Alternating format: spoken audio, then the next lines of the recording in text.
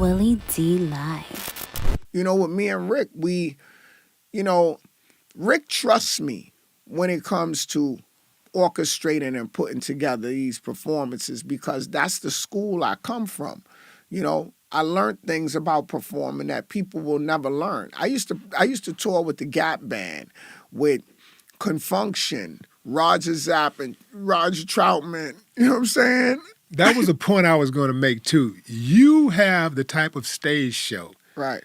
where you can get on stage with anybody. In fact, it doesn't even have to be a musical performance. No. You have the type of stage show that you can actually get into a boxing ring. You could walk onto an ice hockey, It into does not matter. You can walk into an ice hockey arena. You can do just hell. You can stand outside a barbecue and just watch this, whatever, man. And that has to be a great feeling that you can just get on stage with anybody in any genre and do your thing and get paid for what you love doing. Yeah, man. Well, I'm gonna tell you, I appreciate it, Willie, but I'm gonna tell you, like, it really, I think the part about it that makes it the best for me is that it never has anything to do with money. Like, I toured with Prince from '99 all the way until he passed. What? Me and Prince toured from '99 to him transitioning. I was probably with him maybe a month or two before he passed. We performed in Baltimore when it was a riot because he was an activist on a very subtle level, and he would use his music and his relationships and his conversation even as he got older to share a lot of his point of views, like owning the master. We would go around teaching young brothers and sisters and artists who would come out about owning your master. Instead of, he say, you should own the master instead of the master owning you. What do you think about all these artists selling their masters now? They're selling their publishing, actually. They're selling their publishing to these companies. What do you think about that?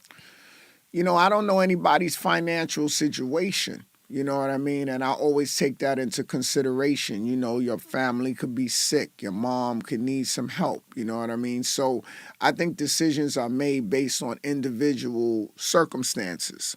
So I never look at it as a collective, but I think if you have the ability to hold on to it and you could pass it on to your family, I think that would be a wise decision. Or if you took it and turned it into something else and made it an even greater investment, then it makes sense too, because now you took this thing you naturally had and turned it into something else.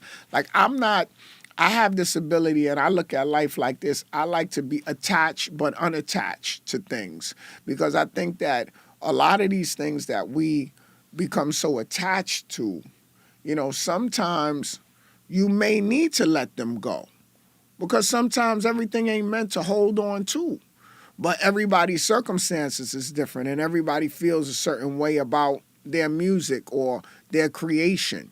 With me, with the masters, I paid for all of the stuff that was done, and then years later, I gave Rick half of the master. I gave him half of the master. He was just looking at the master for la-di-da. No, so you got the half of the master, both of them. Even the song Freaks with Lil Vicious, I gave him half of the master. The brother Unique, who I did song when I did Ayo Alright, who was a part of the chant idea, I gave him ownership. Like, you can't take none of this with you, Willie. None of this ain't, what are we going to do? I mean, you might as well share it. Like, why is it that you're trying to take it all? You know what I mean? Even with Will and Barry, I'm setting them up so that they can have some of it. I just feel like if your circumstances put you in a position where you need to take this and change the conditions of your life so you can have quality of life, because I think that's what this whole experience is about. I think at the end of this experience, we want to say we had quality of life. What's quality of life? Your health, mentally, physically, spiritually. your relationship with your children or your wife or your significant other or whomever you with, your relationship with your brothers, your sisters, your family, your friends, the people that you grew up with, that you feel solid with, the relationship between other races of people, because they are on this planet, whether we believe it or not. There are multiple races, so you can't exclude them. You know, your relationship with nature, your relationship with God, if that's what you believe in, your relationship with money. If you want nice things, you want a car, you want a house, you want this, you want that. I mean, ain't nothing wrong with that. But I think when it becomes overwhelming and that becomes your God, that's when it's a problem. When you thinking about going to buy a car and your brother has mental ill problems or something, or he has autism, and you might need to hire someone else to come and help take care of him, and you rather buy the car than to look out for him, or you got a physical problem and you rather buy the car than to handle your physical problem, then I think it's a problem. Well, maybe you got to buy the car to get to the doctors. Well, well, let's buy a little car. Don't buy a Bentley to get to the doctor. You're pulling up in the doctor. Say, I needed this Bentley. I couldn't get to this doctor without this Bentley. Well, you know, if you're gonna cry in a Lamborghini, you know, what that was some type of video that was floating around that was asking women would they rather cry in a Lamborghini or Honda or something like that. And they were, well, I guess I don't want to. Most of them were like, yeah, you know, I'd rather cry in a Lamborghini. Well, what about not crying at all? I'd rather not cry at all. Man, it's That's funny. Have you seen the New Edition shows? Any of the New Edition concerts? I just went and seen him, man. Okay, so did you see Bobby dancing and then he stopped? Yeah. Like he just gave up on dance. He waved it off And he like, go man, like I ain't finna do this shit. Right. I ain't doing this shit no more. Like, no, Yeah. he did it like, I ain't messing with y'all. I ain't Right. messing with y'all. Yeah, okay. Now that's a dancer perspective, okay? Now, like Bobby, you mentioned Big Daddy Kane. Yeah. And Big Daddy Kane has dance elements in his performance, Right. like you. But he pulled back on some Yeah. of them, like He that pulled split. back. And this is what he pulled back on the split. I talked to Big Daddy Kane yesterday, and he told me about that. He said he wanted to do the split, but he thought about it. He said, "Nah, I ain't going there." Nah. Do you having dancing being a huge part in your performance? Right. Has the time come, you know, you're getting up in age, you know what I'm saying? You still look good, you still be performing and you're doing your Right. thing, but has the time come to where your body sometimes betray you? No. Hey, is that good? No. You still got it like that. Brother, you're I'm feeling tell- good. So Look. so you ain't got the icy hots on in the dressing room No. after you do your show. No. You're Because- not in there trying to catch your breath. People trying to meet you, meet you, and they gotta wait. The manager outside the door saying, "Hold on, wait, Nah. let him get himself together." Nah. You're not doing none of that. Funny as that. No. Okay. I look, and I'm not saying it from any ego perspective, but like I tell you, man, your health is your wealth, and you get wealth from your health. And I really know that formula work. So I'm sharing this formula around the world. Like I have a foundation with a doctor I call him Hip Hop Doc, but his name is Dr. Williams, and he's from Nigeria. And we got this thing called Hip Hop Public Health. It is a foundation that we created a long time ago, 13, 14 years ago. We go to schools and teach kids about, you know, what to eat, exercising, going to play, not being on your video game, making them move. And then we go and teach them tools, back to the tools. Because childhood obesity is crazy, man. It's crazy. Willie, it's crazy. Are the kids receptive?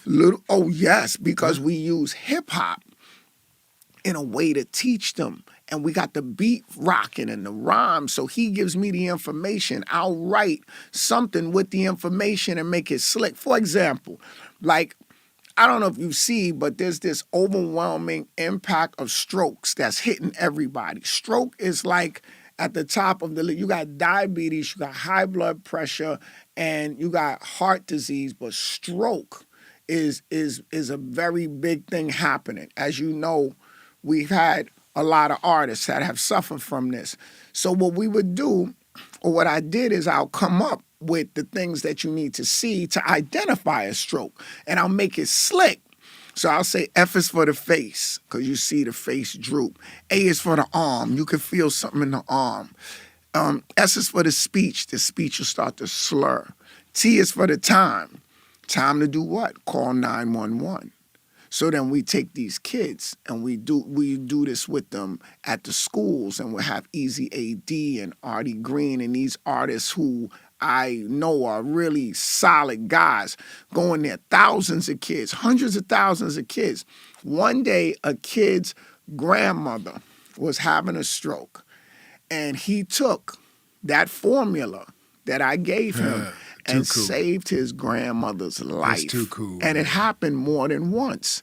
And he took these tools, saved his grandmother's life, and now, he was the guy who, his grandmother loved him, but she loved him even more because she got her to the hospital before it can get to that level where there was no return. Because the stroke is the #1 disabilitating disease in the world.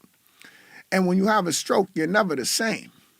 What's the name of your foundation again? It's called Hip Hop Public Health. Hip Hop Public Health. You Right. are the new Sesame Street. Because, that was the cool thing about Sesame Street, That's man. right. Like, it made you want to learn. Like, let me put it like this. It made you want to watch it. Right. And you found yourself learning stuff, like not even realizing that you were actually learning things, right?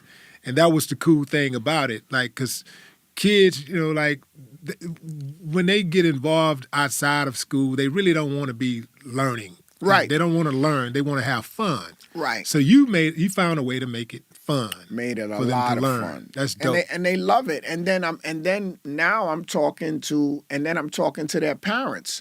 And we're having another conversation. We're talking about getting a checkup. Like, what's so bad about, I know everybody's afraid to get a checkup, but think about what happens if you don't. An ounce of prevention beats a ton of cure.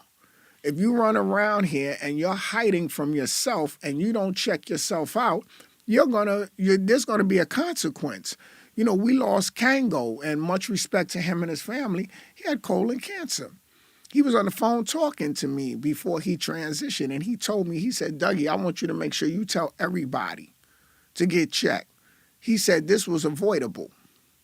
That's what he told me. Then you got brothers that got prostate cancer.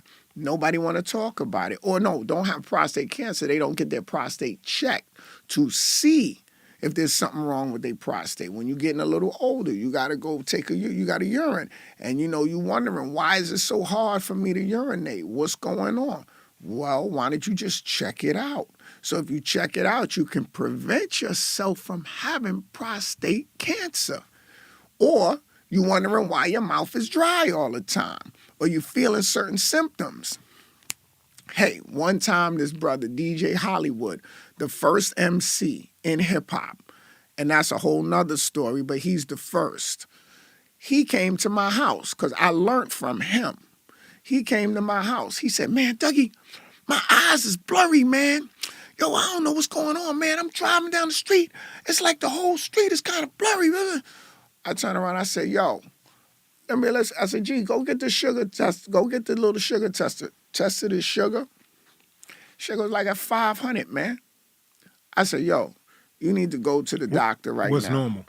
Normal is 100, within maybe 90, depending on the levels, but it should never drop lower than that, maybe 110, 100. It fluctuates throughout the day according to what you eat. But 500 or that kind of number is an emergency. When he came in there, they put him on insulin and they said, yo, you can lose your eyes from diabetes. You see what I'm saying? People get their toes cut, their legs cut off.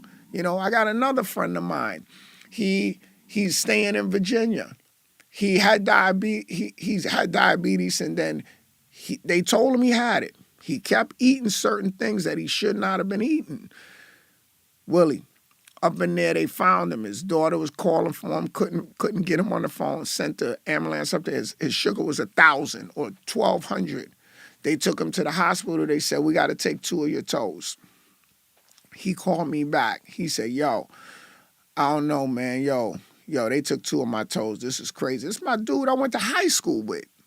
He said, they took 2 of my toes. I said, yeah, man. I said, that's crazy. He said, yeah, man. He said, and then he started trying to make a joke like, yeah, you can call me Yoda now. You know, he say that. And I was like, yeah, okay. I said, I'm glad you're in good spirits. I said, but you know, you got to make some lifestyle changes.